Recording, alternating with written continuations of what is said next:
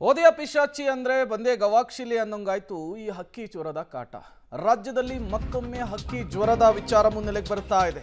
ಹಾಗಾಗಿ ಚಿಕನ್ ಪ್ರಿಯರೇ ಗಮನಿಸಿ, ರಾಜ್ಯಕ್ಕೂ ಕೂಡ ಒಕ್ಕರಿಸಿದೆ ಹಕ್ಕಿ ಜ್ವರ. ಚಿಕ್ಕಬಳ್ಳಾಪುರದ ವರದಹಳ್ಳಿ ಗ್ರಾಮದಲ್ಲಿ ಶಂಕಿತ ಹಕ್ಕಿ ಜ್ವರ ಕಾರಣ ಸಿಗ್ತಾ ಇರುವಂಥದ್ದು.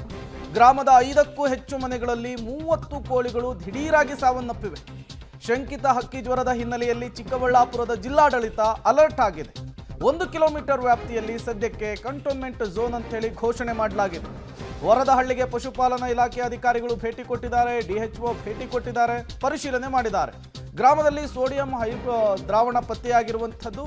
ಗ್ರಾಮಸ್ಥರಿಗೆ ಜ್ವರ, ಕೆಮ್ಮು, ನೆಗಡಿ, ಗಂಟಲು ನೋವಿನ ಲಕ್ಷಣಗಳು ಕೂಡ ಪತ್ತೆ ಆಗ್ತಾ ಇರುವಂಥದ್ದು.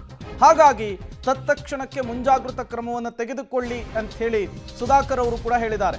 ಮಧ್ಯಾಹ್ನ 3 ಗಂಟೆಗೆ ಸಭೆಯನ್ನು ಕೂಡ ಕರೆಯಲಾಗಿದೆ. ಹಾಗಾಗಿ ಚಿಕನ್ ಪ್ರಿಯರು ಒಂದಿಷ್ಟು ವಿಚಾರಗಳನ್ನು ಗಮನಿಸಬೇಕು.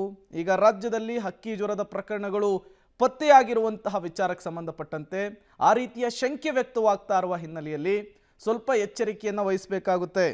ಚಿಕ್ಕಬಳ್ಳಾಪುರದ ವರದಹಳ್ಳಿ ಗ್ರಾಮದಲ್ಲಿ ಈಗ ಶಂಕಿತ ಹಕ್ಕಿ ಜ್ವರದ ಕುರುಹುಗಳು ಪತ್ತೆ ಆಗ್ತಾ ಇರುವಂಥದ್ದು. ಗ್ರಾಮದ 5ಕ್ಕೂ ಹೆಚ್ಚು ಮನೆಗಳಲ್ಲಿ ಇದ್ದಕ್ಕಿದ್ದ ಹಾಗೆ 30 ಕೋಳಿಗಳು ಸಾವನ್ನಪ್ಪಿರುವಂತಹದ್ದು ಈ ಅನುಮಾನಕ್ಕೆ ಕಾರಣವಾಗಿದೆ. ಶಂಕಿತ ಹಕ್ಕಿ ಜ್ವರದ ಹಿನ್ನೆಲೆಯಲ್ಲಿ ಚಿಕ್ಕಬಳ್ಳಾಪುರ ಜಿಲ್ಲಾಡಳಿತ ಈಗ ಹೈ ಅಲರ್ಟ್ ಅನ್ನು ಘೋಷಣೆ ಮಾಡಲಾಗಿದೆ. ಗ್ರಾಮಸ್ಥರಿಗೆ ಜ್ವರ, ಕೆಮ್ಮು, ನೆಗಡಿ, ಗಂಟಲು ನೋವಿನ ಲಕ್ಷಣಗಳ ಬಗ್ಗೆಯೂ ಕೂಡ ಸರ್ವೆಯನ್ನು ಮಾಡಲಿಕ್ಕೆ ಮುಂದಾಗಿದ್ದಾರೆ. ನಮ್ಮ 40 ಕೋಳಿ ಇದ್ವು.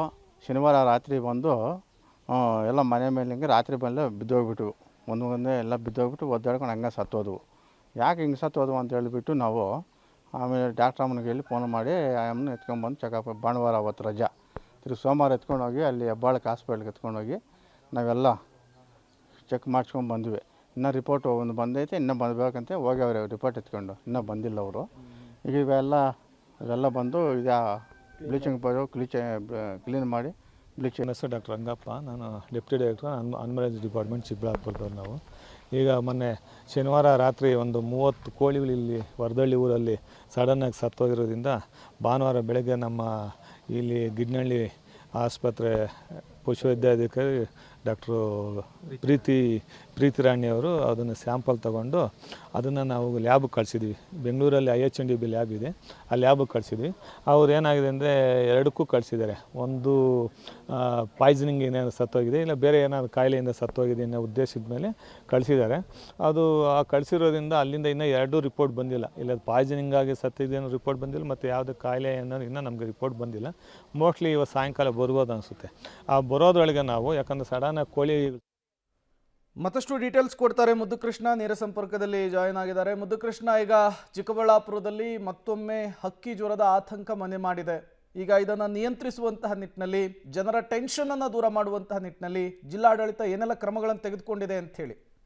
ಖಂಡಿತ ಪ್ರೇಮ್, ಚಿಕ್ಕಬಳ್ಳಾಪುರ ತಾಲೂಕಿನ ವರದಹಳ್ಳಿ ಅಂತೇಳಿ ಚಿಕ್ಕಬಳ್ಳಾಪುರ ಜಿಲ್ಲಾ ಕೇಂದ್ರದಿಂದ ಕೇವಲ 4 ಕಿಲೋಮೀಟರ್ ದೂರದಲ್ಲಿರುವಂತಹ ಈ ಒಂದು ವರದಹಳ್ಳಿ ಗ್ರಾಮದಲ್ಲಿ ಕಳೆದ 2 ದಿನಗಳ ಹಿಂದ್ಗಡೆ ದ್ಯಾವಪ್ಪ ಅಂತಕ್ಕಂಥವ್ರ ಮನೆ, ತಾವಿಗೇನು ನೋಡ್ತಾ ಇದ್ರೆ ಇದೇ ಒಂದು ಮನೆಯಲ್ಲಿ ದ್ಯಾವಪ್ಪ ಅಂತಕ್ಕಂಥವ್ರು 40ಕ್ಕೂ ಹೆಚ್ಚು ಕೋಳಿಗಳನ್ನು ಸಾಕಿದ್ರು. ಆದರೆ ಆ ಕೋಳಿಗಳು 28 ಕೋಳಿಗಳು ಏಕಾಏಕಿ ರಾತ್ರಿ ಮನೆ ಸರ್ಜಾ ಮೇಲೆ ಮಲಗಿದ್ದಂಥವು ಏಕಾಏಕಿ ಬೆಳಗ್ಗೆ ನೋಡೋಷ್ಟೊತ್ತಿಗೆ ಬಹುತೇಕ ಕೋಳಿಗಳು ಸತ್ತು ಬಿದ್ದಿದ್ವು. ಹಾಗಾಗಿ ಸಹಜವಾಗಿ ಅವರು ಯಾರೋ ನಮ್ಗೆ ಆಗದೆ ಇರೋಂಥವ್ರು ಊರಲ್ಲಿ ವಿಷವನ್ನು ಉಣಿಸಿದ್ದಾರೆ ಅನ್ನುವಂತಹ ಅನುಮಾನವನ್ನು ವ್ಯಕ್ತಪಡಿಸಿದರು. ಆದರೆ ಸ್ಥಳೀಯ ಪಶು ವೈದ್ಯಾಧಿಕಾರಿಗಳು ಅದನ್ನು ನಿರ್ಲಕ್ಷ್ಯ ಮಾಡದೆ ಬೆಂಗಳೂರಿನ ಪ್ರಯೋಗಾಲಯಕ್ಕೆ ಕಳಿಸಿದ್ರು. ತದನಂತರ ಆ ಪ್ರಯೋಗಾಲಯದಿಂದ ಕೂಡ ಭೂಪಾಲ್ಗೆ ಕೂಡ ಇದನ್ನು ಪ್ರಯೋಗಾಲಯಕ್ಕೆ ಕಳಿಸಿತ್ತು ಸತ್ತ ಕೋಳಿಗಳ ಮಾದರಿಯನ್ನು.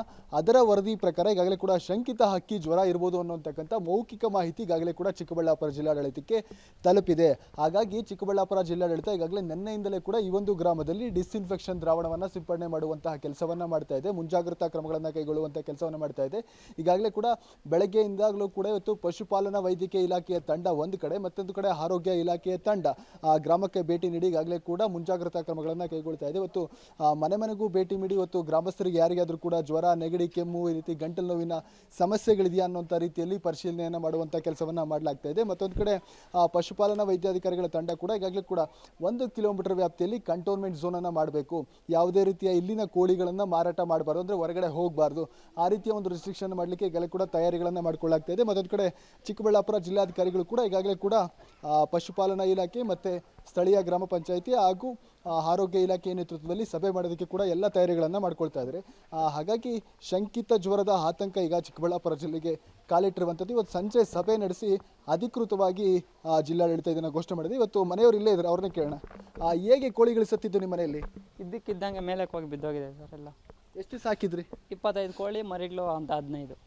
ಯಾವಾಗ ಆಗಿದ್ದು? ಶನಿವಾರ ಸಾಯಂಕಾಲದಿಂದ ಸೋಮವಾರ ಬೆಳಗ್ಗೆ ಎಲ್ಲ ಸತ್ತೋಗಿದ್ದಾವೆ. ಹೇಗೆ ಸತ್ತು? ಏನು ಲಕ್ಷಣ ಕಾಣಿಸ್ತದೆ? ಇದು ರೆಕ್ಕೆಗಳು ಒದ್ದಾಡ್ಕೊಂಡು ಇಲ್ಲ ಅಲ್ಲೇ ಕುತ್ಕೊಂಡು ಕೆಲವು ಸತ್ತೋದು, ಕೆಳಗಡೆ ಬಿದ್ದೋಗಿ ಕೆಲವು ಸತ್ತೋದು, ಒದ್ದಾಡ್ಕೊಂಡು ಸತ್ತೋದು. ಏನು ಹೇಳ್ತಾರೆ?